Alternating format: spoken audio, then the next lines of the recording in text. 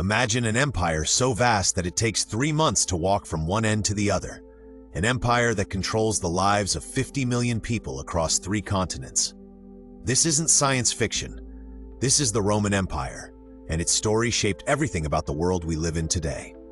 Our journey begins in 753, before the Common Era, on 7 hills overlooking the Tiber River in central Italy. According to legend, twin brothers named Romulus and Remus founded a small settlement here. Abandoned as infants and raised by a she-wolf, these brothers would argue over who should rule their new city. Romulus killed Remus and became Rome's first king, giving the city his name. But legends aside, archaeological evidence tells us Rome started as a modest village of farmers and shepherds. For over 2 centuries, kings ruled this growing settlement.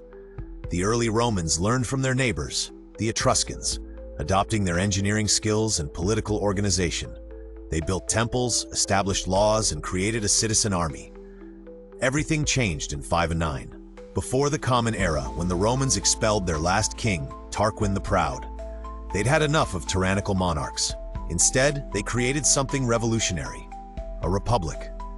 Power now rested with elected officials called consuls and a senate of wealthy aristocrats. The people had a voice through assemblies where they voted on laws and leaders. This new system fueled Rome's expansion. The Republic developed a brilliant military strategy. They didn't just conquer neighboring cities. They offered defeated enemies a deal.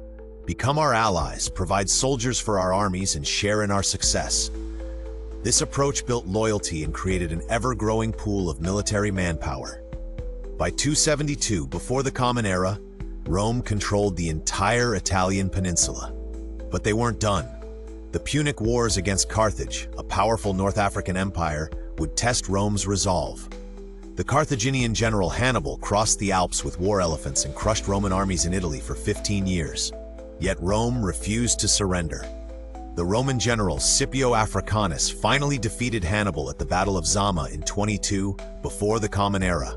Rome emerged victorious, gaining control of Spain, Sicily, and eventually North Africa. The Mediterranean became Rome's playground. They called it Mare Nostrum, which means our sea. Success brought problems. Generals became more powerful than politicians. Wealth poured into Rome, but inequality grew.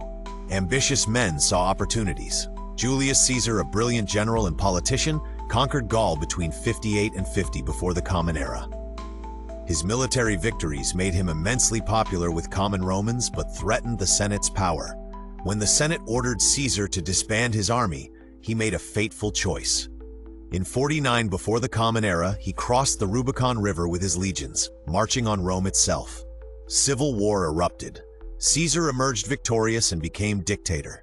He implemented reforms, expanded the Senate, and reorganized the calendar.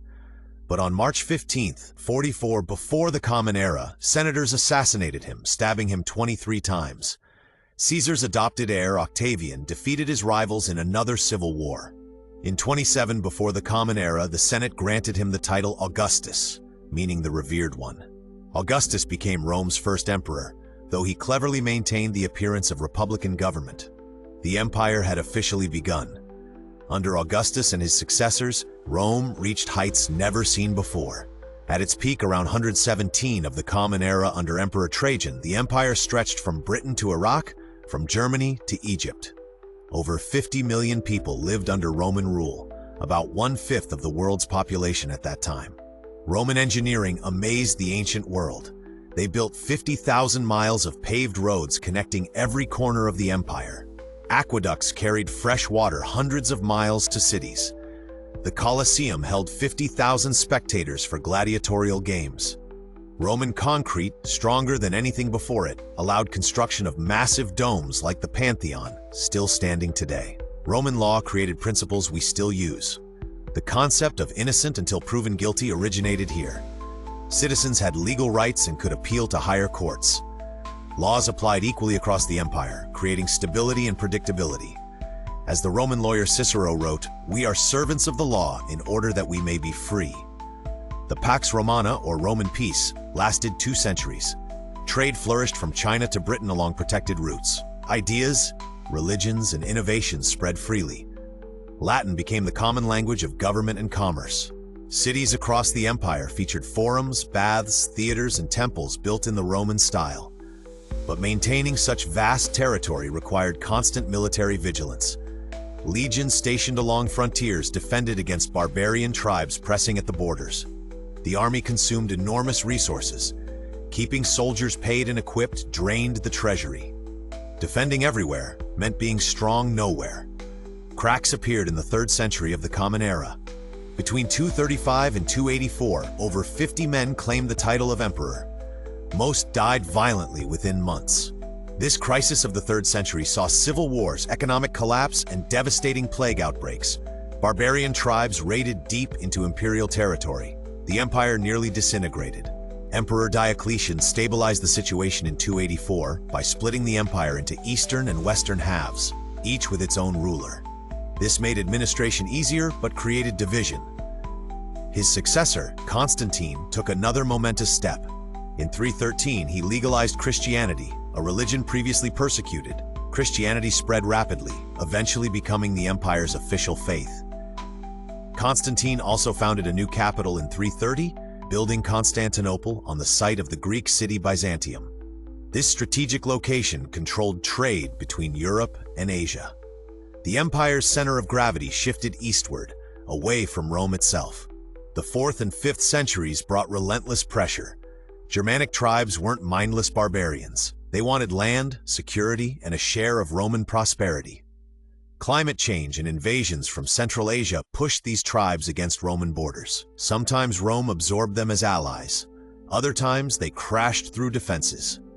In 410, Visigoths led by Alaric sacked Rome itself for the first time in 8 centuries. The shock reverberated across the empire. Saint Jerome wrote from Jerusalem, "The city which had taken the whole world was itself taken." Rome's invincibility was shattered. The Western Empire grew weaker. Emperors became puppets controlled by barbarian generals. Tax revenues collapsed as provinces fell away. The army couldn't recruit enough soldiers.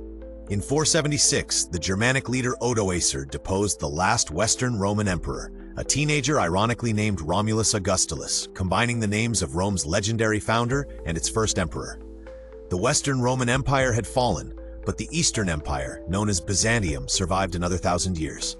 Latin evolved into French, Spanish, Italian, Portuguese, and Romanian. Roman law influenced legal systems worldwide. Roman architectural styles inspire buildings today. The Catholic Church preserved Roman administrative structures. Even our calendar comes from Julius Caesar's reforms. The Roman Empire didn't just fall, it transformed into the foundation of Western civilization. Every time you drive on a straight highway, use legal rights, or visit a domed building, you're experiencing Rome's legacy. An empire that began on 7 hills beside a river changed humanity forever. Perhaps the Romans never truly fell. Perhaps they simply became us. Thanks for watching. Join our growing community of history lovers by subscribing today.